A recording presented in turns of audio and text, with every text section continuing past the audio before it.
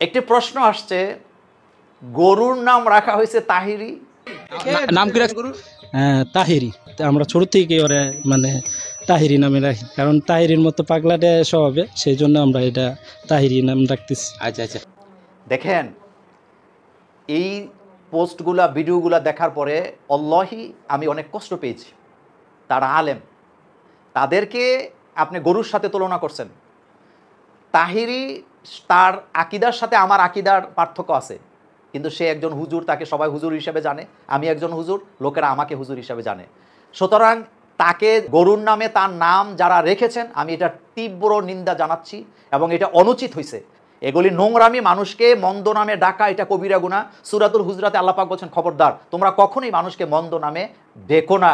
অথচ আমরা কি করতেছি, আলেম ওলামার সম্মান এতটাই নিচে নামিয়ে দিচ্ছি। আমরা একবার চিন্তা করি না, আমি যে অন্যের ইজ্জত নিয়ে টানাটানি করি, আমার ইজ্জতের মালিকও তো আল্লাহ, তিনি কিন্তু আমাকে বেইজ্জতি করে ছাড়বেন। সুতরাং আমরা এই ধরনের কোনো কৃষ্টি কালচারকে সমর্থন তো করিই না, বরং তীব্র নিন্দা জানাচ্ছি।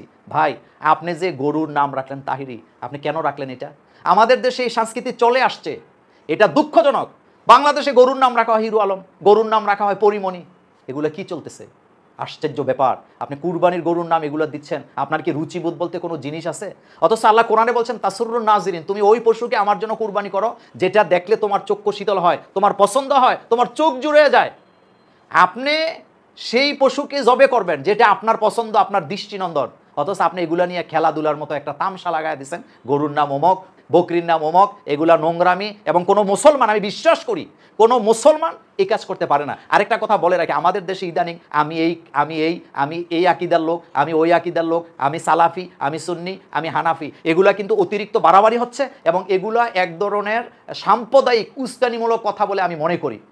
আশ্চর্য ব্যাপার, রাসূল করিম সাল্লাল্লাহু আলাইহি ওয়াসাল্লাম বলেছেন, মান দাআ ইলা আসাবিয়্যাতি ফালাইসা মিন্না, যারা আসাবিয়া অর্থাৎ যারা নিজের সাম্প্রদায়িক উস্কানিমূলক বক্তব্য যারা দেয়, সাম্প্রদায়িকতার দিকে যারা ডাকাডাকি করে, তাদের ব্যাপারে রাসূল সতর্ক করেছেন, তারা আমার উম্মত হতেই পারে না। অথচ আজকে এক পীরের মুরিদ আরেক পীরের মুরিদরে গালি দিচ্ছে, এক আকিদার লোকেরা আরেক আকিদার লোকদেরকে নাহক বলতেছেন।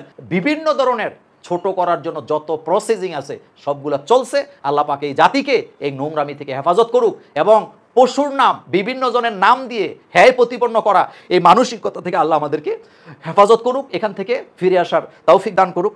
মৃত ব্যক্তির নামে কুরবানির বিষয়ে একটু প্রশ্ন এসেছে, মৃত্যু ব্যক্তির নামে বা মৃত মা বাবার নামে কুরবানি দেওয়া যাবে কি না। দেখেন, এটা একটি বহুল আলোচিত একটি মাসালা এবং বহু প্রচারিত একটি মাসালা। মৃত ব্যক্তির নামে কুরবানি দিবেন, তবে অবশ্যই যিনি এটা করতেছেন তিনি তার নিজের নামে অবশ্যই দিতে হবে।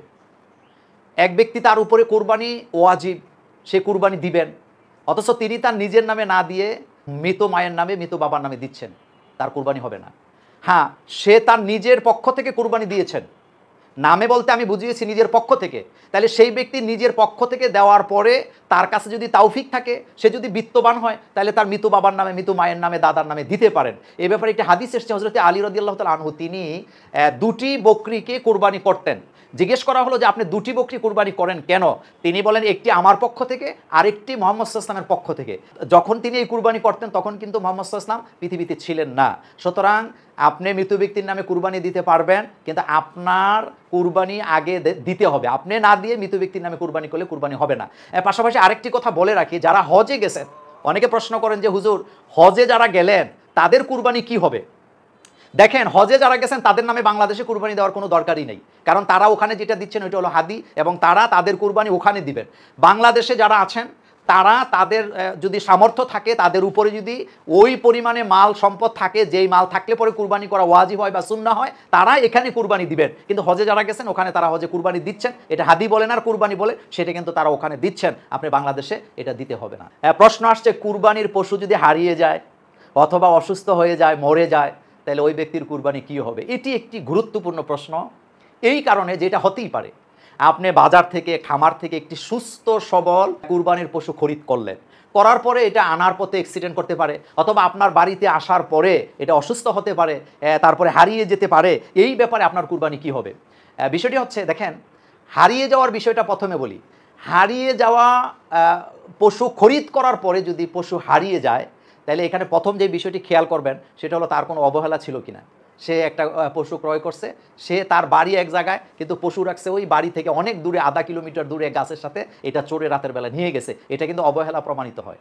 সুতরাং এই রকমের যদি হয় তাকে আবার পশু কিনতে হবে, আবার কুরবানি করতে হবে। আরেকটি হলো যে পশুটা উনি কুরবানির জন্য কিনছেন কিন্তু তার টাকা পয়সার কোনো অভাব নাই, চুরি হয়ে গেছে, তাহলে উনি আরেকটা কিনে আবার কুরবানি দিবেন। হ্যাঁ, কেউ যদি এমন ব্যক্তি হয় যে ওনার উপরে এতটুকু মালই ছিল যেটা দিয়ে কুরবানির পশু কিনা হয়েছে, এরপরে আর তার কাছে কোনো টাকা পয়সা নাই, তার নিয়ত সে করে ফেলছে এটা জবে করবে, তাহলে ওই পশু যদি হারিয়ে যায়, তাহলে তার যদি সামর্থ্য না থাকে তাকে আর কুরবানি দিতে হবে না। কারণ আল্লাহ রব্বুল আলামিন আমাদের সাধ্যের বাইরে আমাদের উপরে আল্লাহ পাক কিছুই চাপায়া দেন না। আরেকটা বিষয় হলো পশুটা যদি অসুস্থ হয়ে যায় বা মরে যায়, একই হুকুম। যদি মারা যায়, সামর্থ্য থাকলে আরেকটা কিনবেন, যদি মারা যায় সামর্থ্য না থাকলে আপনার কুরবানি ইনশাল্লাহ আল্লাহ এটা কবুল করবেন, যেহেতু আপনারা সামর্থ্য নাই। আরেকটি বিষয় হচ্ছে যে অঙ্গহানি যদি হয়ে যায় তাহলে আপনি অবশ্যই দেখবেন অঙ্গহানিটা কি পরিমাণে হয়েছে।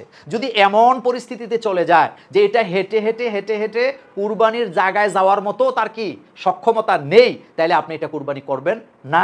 সামর্থ্য থাকলে আপনি আরেকটি খরিদ করে তারপরে আপনি কুরবানি করবেন। আল্লাহ আমাদের সকলের কুরবানি কবুল করুক। প্রশ্নটি আসছে রাতের বেলা কুরবানি করা যাবে কি না। অসাধারণ প্রশ্ন, রাতের বেলা কুরবানি। দেখেন, কুরবানি আসলে কখন করতে হয়? জিলহজ মাসের 10 তারিখে ঈদের নামাজের পর থেকে নিয়ে 10, 11, 12, কোন আলেমের মতে 13, এই তারিখগুলিতে কুরবানি করা যায়। এখন আপনি দিনে করবেন না রাতে করবেন এটা আপনার ব্যক্তিগত ব্যাপার, কিন্তু রাসূল করিম সাল্লাল্লাহু আলাইহি ওয়াসাল্লাম তিনি কুরবানির ঈদের নামাজ পড়ে এসেই তিনি কুরবানিটা করতেন, তাহলে দিনের বেলা করতেন, এটা একটা সুন্নাহ।